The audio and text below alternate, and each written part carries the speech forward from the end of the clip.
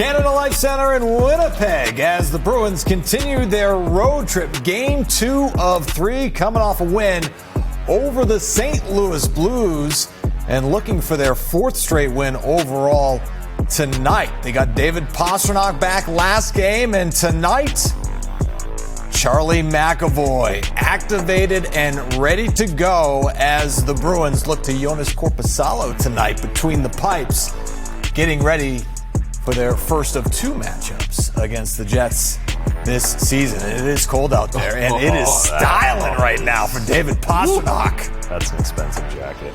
That's some race action right there. Is that why I don't have one? That is not in our budget at all, one.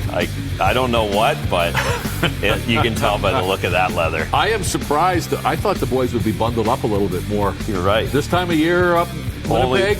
Bus, lobby, room. That's it. There's no chance of anyone walking home. That's right. Nikita Zadorov was feeling it, though, because he still had to cover his face when he walked into the building.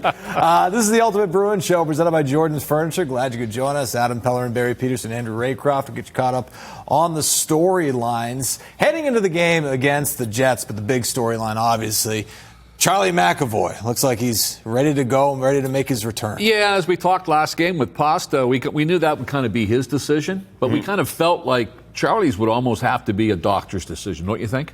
Yes, certainly, but also how he feels. But to allow him just to get on the plane and allow him to go on the road was probably a tedious conversation, and certainly had to be okayed by the doctor. Yeah, and then you think about a week to 10 days ago, it was he was talking about how he lost the 20 pounds, and you're going, oh my goodness gracious! And we've all been around guys who have got. I know I didn't have that problem. I've had other close calls like that, but it's just so difficult to get used to that mask and looking down at your feet, which I guess you would have a feel for the goalie's mask, right?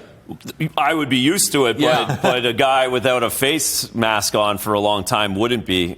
Charlie talked about it the other day, and he had it in college, so he feels like that's a bit of a benefit to him. Has had to play with it before.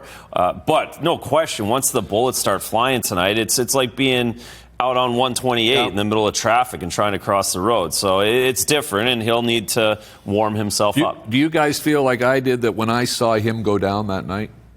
I didn't think he'd be back this soon. No question about that. I mean, just who speaks knows, volumes right? Because for him. you knew that there would be surgery involved. You knew the severity was pretty significant. And you also have the other factors to consider, right? Building back up, not going to be able to eat for a while. So many different things go into this injury. No question. It was as scary as it gets. It really was. All right, let's continue the conversation now. We'll head out to Winnipeg, and that's where we find Sophia Jurkstovich, who has more on Charlie McAvoy's road to recovery. Hi, Sophia. Hi, guys. Yeah, I love being here in person and having breaking news for you guys. But the Bruins, as you saw, released officially that Charlie McAvoy has been activated. So I don't have any breaking news there, but he is still considered a game time decision. So he's going to take warm-ups, make sure he feels okay. I think we've seen it before, at least while I've been with the Bruins. I think we've seen it before where a player takes warm-ups and they're actually not good to go. So we can't say it's official until we get the thumbs up and we see him on the ice for the game. But Charlie McAvoy, as you guys said, what a journey for him, dating back to the Four Nations. He's just had to grind it out. He's thanked the equipment staff, or the training staff rather, and I'm sure the equipment staff is great too, but the training staff for helping him. They work so hard off the ice, in the gym, and of course there's the issue of putting back almost 20 pounds. 20 pounds for anyone to lose in a matter of weeks is an extreme amount, let alone for a professional athlete, and now you're trying to put that 20 pounds back. He's not eating solids yet. He's still eating mush, as you call it. He can't wait to eat solid food, but he's got to give his jaw, and he had surgery just a while ago, that rest. But he's putting on pounds through smoothies, through mush, all of the above. And the biggest thing for him was getting that game energy. He wanted to make sure he had enough energy, and he says he has it and he feels it. So as long as he's happy, as long as he's cleared, he's good to go. It would be great to get him back in the lineup tonight. And as you guys mentioned, not just him, but David Pastrnak, Victor Arvidsson, Pavel Zacha missed today, Casey Middlestat, Hampus Lindholm. The injuries have been crazy, but we're finally getting back close to a full-strength team, and the Bruins couldn't be happier about it. Guys? Yeah, no question about that. And they've been able to weather the storm without some of their big pieces as well, which has kept them right in the mix. Sofia Jurksevich joining us live from Winnipeg. Thanks, Sofia. We'll see you a little bit later. So Charlie McAvoy, again, game time decision. We'll see how things play out. Meanwhile, she mentioned David Pastrnak being back in the lineup and making his presence felt and skating on a different line, to say the least. Fraser Minten and Marat Husnudinov. Here's what he had to say about that after the win over the Blues.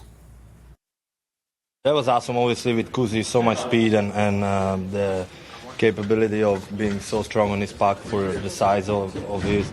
It's unbelievable. With Minty, obviously, for being such a young player and being so mature early in the career, it's honestly amazing to see.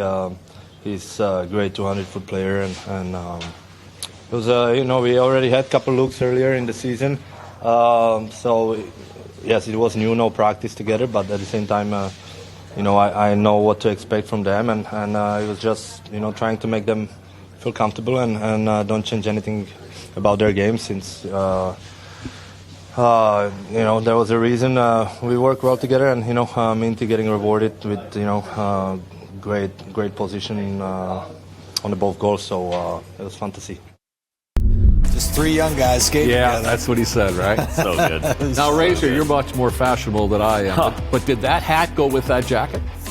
That he had today? I don't think so. I think those are two separate shopping excursions. But thank you. I think. You never know with David, though. He could have done it all at once. But David Pastrnak could make the three of us get points in an NHL hockey game if we were playing with him. He is on another level, and the fact that we talked about this, Patrice talked about this the other night. It just goes to show you what kind of a teammate David is and has always been and has learned from David Krejci and Bergeron. They're not going to take credit for that, but what kind of a teammate he is, that there's a lot of superstars in the National League that wouldn't come back in the lineup unless they were back on the top line and would not feel comfortable doing so.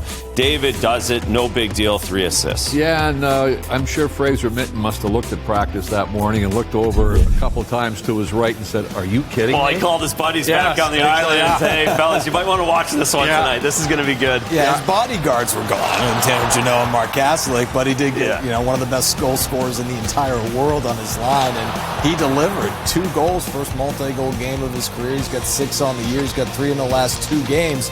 You talk about how good he is in terms of being advanced for his age. Take a look. By the way, David Pastrnak got an assist back on that goal. Good, he should have. Even though some of our producers don't think so, we have to say he will. But yes, we thought he had. You're right. We thought he had 3 that night. I also think the other thing with Minten is that he's a lot like Zacha, 200-foot game. I think that really helps, especially when you're first coming back for Pasta. It allows him to wander a little bit more, be a little bit more creative offensively, because he's got a guy that's that solid, always above the puck in a good defensive position. And give Marat Husnudinov some credit, too, because David talked about him being able to go get all the pucks. David wasn't going to get pucks the other night, and he might not go and get pucks as much tonight either. If he's around, and of course he's going to win the battle, but Husnudinov has a ton of speed. He's good on his stick, and he can go into the corners, and he comes out with a puck. We'll take